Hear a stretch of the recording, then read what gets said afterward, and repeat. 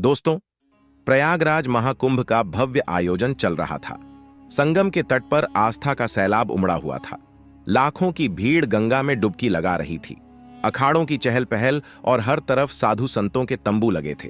लेकिन इस बार इस पवित्र आयोजन के बीच कुछ ऐसा होने वाला था जिसने सभी को हिलाकर रख दिया। सेक्टर 19 के बड़े शिविर में एक दिन सुबह एक नया साधु पहुंचा। उसकी लंबी दाढ़ी, माथे पर चंदन का बड़ा टीका और गेरुआ वस्त्र उसे बाकी साधुओं जैसा ही बना रहे थे। वह धीरे धीरे शिविर के अंदर आया और मुख्य साधु के चरणों में झुक गया। मुख्य साधु ने उसकी ओर देखा और बोले, महात्मा जी, आप कहां से पधारे हैं? नए साधु ने हाथ जोड़ते हुए जवाब दिया, काशी से यहां संगम पर साधना करने की इच्छा थी, इसलिए आ गया। मुख्य साधु ने सिर हिलाते हुए कहा, बहुत अच्छा, यह पवित्र भूमि है, आप यहां आराम से रह सकते हैं। साधु शिविर के एक कोने में बैठ गया। उसने अपने झोले से एक पोटली निकाली, उसमें से चंदन और राख अपनी हथेलियों पर लगाया और ध्यान में बैठ गया। बाकी साधु उसकी ओर ज्यादा ध्यान नहीं दे रहे थे, क्योंकि महाकुंभ में रोजाना ऐसे नए चेहरों का आना जाना आम था। दिन भर वह साधु अन्य संतों के साथ साधारण तरीके से समय बिताता। वह सुबह जल्दी गंगा स्नान करता, दिन भर प्रवचन सुनता और रात होते ही ध्यान में लीन हो जाता।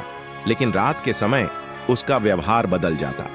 विक्रम, जो उस शिविर में सेवा का काम करता था, विक्रम ने पहली बार गौर किया कि यह नया साधु हर रात चुपके से शिविर से बाहर चला जाता है। एक रात विक्रम ने देखा कि वह साधु शिविर के पीछे गया और जमीन में कुछ दबा दिया। विक्रम ने अगली सुबह अपने दोस्त आकाश से बात की। विक्रम ने अपने दोस्त से कहा, यार मुझे लगता है ये नया बाबा कुछ गड़बड़ है। फिर आकाश ने कहा, क्यों, ऐसा क्या किया? विक्रम ने बताया, कल रात मैंने देखा कि यह कुछ जमीन में दबा रहे थे, पता नहीं, लेकिन कुछ तो अजीब है। आकाश ने हंसते हुए कहा, अरे तुझे हर किसी पर शक होता है, हो सकता है वह कोई पूजा सामग्री हो। लेकिन विक्रम का मन शांत नहीं था। उसने तय किया कि वह इस साधु पर नजर रखेगा। उसी दिन प्रयागराज पुलिस को एक गुमनाम कॉल आया। कॉलर ने बताया कि महाकुंभ में एक आतंकवादी साधु के भेष में छुपा हुआ है और वह किसी बड़े हमले की योजना बना रहा है। यह सुनकर पुलिस तुरंत सतर्क हो गई। इंस्पेक्टर संजीव सक्सेना, जो महाकुंभ की सुरक्षा के प्रमुख थे, ने अपनी टीम को अलर्ट कर दिया। इंस्पेक्टर संजीव, हमें हर शिविर की जांच करनी होगी। किसी भी संदिग्ध गतिविधि को नजरअंदाज नहीं किया जाएगा, खासकर नए चेहरों पर ध्यान दो। पुलिस ने सभी शिविरों की गुप्त निगरानी शुरू कर दी। इस बीच सेक्टर 19 के शिविर में वह नया साधु सामान्य तरीके से दिन बिता रहा था, लेकिन रात को उसकी हरकतें जारी थीं। एक रात विक्रम ने देखा कि साधु झोले से एक कागज और छोटा उपकरण निकाल रहा था। वह झोला लेकर शिविर से बाहर चला गया। विक्रम ने साहस जुटाया और उसका पीछा किया। साधु सीधे गंगा घाट के पास गया, जहां उसने एक व्यक्ति से मुलाकात की और दूसरे साधु से कहा, सब कुछ योजना के अनुसार चल रहा है, कोई शक नहीं हुआ है। अनजान व्यक्ति बहुत अच्छा, बस सही वक्त का इंतजार करो। फिर विक्रम ने इन दोनों की बातचीत दूर से सुनी और अपने फोन से इसे रिकॉर्ड करने की कोशिश की, लेकिन वह बहुत डर गया था। अगले दिन उसने यह बात मुख्य साधु को बताई। विक्रम ने कहा, महाराज, वह साधु कुछ गड़बड़ है। मैंने उसे कल रात किसी अजनबी से बात करते देखा। मुख्य साधु ने गंभीरता से कहा, यह बहुत गंभीर बात है, हमें पुलिस को सूचित करना चाहिए। फिर विक्रम ने हिचकते हुए कहा, अगर वह दोषी निकला तो मुख्य साधु यह जोखिम उठाने लायक नहीं है। ऐसा करते हैं, आज रात उसकी हरकतों को फिर से देखते हैं। अगली रात विक्रम ने और मुख्य साधु ने तय किया कि वे उस संदिग्ध साधु पर नजर रखेंगे। विक्रम ने अपना फोन तैयार रखा और मुख्य साधु ने शिविर के कुछ अन्य साधुओं को भी अलर्ट कर दिया। रात का समय था, सब सोने की तैयारी कर रहे थे। साधु फिर से अपनी झोली लेकर शिविर से निकला। साधु गंगा किनारे के एक सुनसान घाट पर पहुंचा, जहां वही व्यक्ति मौजूद था जिससे वह पहले भी मिला था। अनजान व्यक्ति ने पूछा, तुमने जो कहा था वह काम पूरा कर लिया? साधु ने उत्तर दिया, हां, उपकरण सही जगह पर सेट कर दिए गए हैं, बस एक आदेश का इंतजार है। मुख्य साधु और विक्रम यह सुनकर चौंक गए। विक्रम ने इस बातचीत को रिकॉर्ड कर लिया। मुख्य साधु ने धीरे से विक्रम से कहा, तुरंत पुलिस को बुलाओ। विक्रम ने पुलिस को कॉल किया और उन्हें सारी जानकारी दी।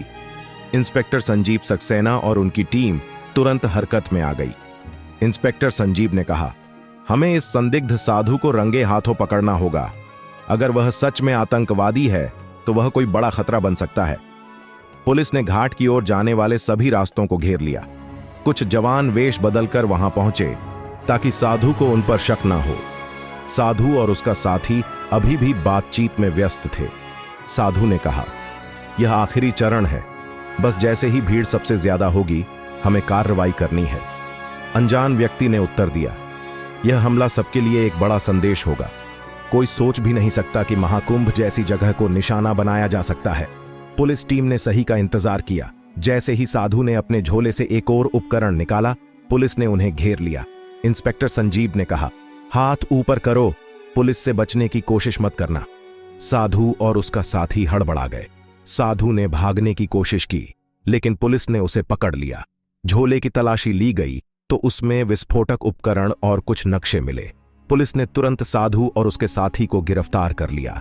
पूछताछ में पता चला कि वह एक अंतर्राष्ट्रीय आतंकी संगठन का सदस्य था। उसका असली नाम जुबिन लादेन था और वह भारत में कई सालों से छुपकर रह रहा था। इंस्पेक्टर संजीव ने पूछा, तुम्हारा मकसद क्या था?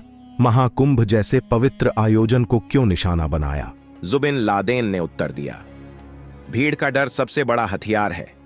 हमारा मकसद था यहां ऐसा हमला करना जो दुनिया को हिला दे, लेकिन तुमने हमारे प्लान को खत्म कर दिया। पुलिस को साधु के झोले और शिविर के आसपास लगाए गए उपकरणों से बड़े हमले की योजना के सबूत मिले। अगले दिन प्रयागराज पुलिस ने मीडिया को बताया कि महाकुंभ में एक बड़ा आतंकी हमला टल गया। इंस्पेक्टर संजीव ने कहा, हम विक्रम और मुख्य साधु के शुक्रगुजार हैं, जिन्होंने सही समय पर जानकारी दी। यह सब उनकी सतर्क और साहस का नतीजा है। विक्रम और मुख्य साधु को महाकुंभ आयोजन समिति ने सम्मानित किया। मुख्य साधु ने कहा, हमने तो बस अपनी जिम्मेदारी निभाई। महाकुंभ पवित्र आयोजन है, इसे कोई अपवित्र नहीं कर सकता। विक्रम ने कहा, अगर मैंने उस साधु पर नजर ना रखी होती तो शायद कुछ बड़ा हादसा हो जाता। इस घटना ने सभी को सतर्क कर दिया कि आस्था के ऐसे बड़े आयोजनों में सुरक्षा और जागरूकता कितनी महत्वपूर्ण है। इस घटना के बाद महाकुंभ के आयोजकों और सुरक्षा एजेंसियों ने सुरक्षा व्यवस्था को और मजबूत किया। सभी शिविरों में नियमित जांच और निगरानी बढ़ा दी गई ताकि भविष्य में ऐसी किसी भी घटना की पुनरावृत्ति ना हो। श्रद्धालुओं को भी सतर्क रहने और किसी भी संदिग्ध गतिविधि की सूचना तुरंत पुलिस को देने की सलाह दी गई। महाकुंभ जैसे विशाल आयोजनों में सुरक्षा चुनौतियां हमेशा रहती हैं, लेकिन प्रशासन और जनता के सहयोग से इन चुनौतियों का सफलतापूर्वक सामना किया जा सकता है। इस घटना ने यह साबित कर दिया कि सतर्कता और सामूहिक प्रयासों से बड़े खतरे को टाला जा सकता है। प्रिय दोस्तों, यदि आपको हमारा वीडियो पसंद आया हो और आप ऐसी ही और कहानियां सुनना चाहते हैं तो कृपया हमारे चैनल दीपिका रियल वॉइस को सब्सक्राइब करें। अगर आप हमारे चैनल को सब्सक्राइब करते हैं तो हमें प्रेरणा मिलती है और हम आपके लिए और भी रोचक कहानियां ला सकते हैं। साथ ही नए वीडियो पाने के लिए बेल आइकन को दबाना ना भूलें। आप सभी दोस्तों का बहुत बहुत धन्यवाद।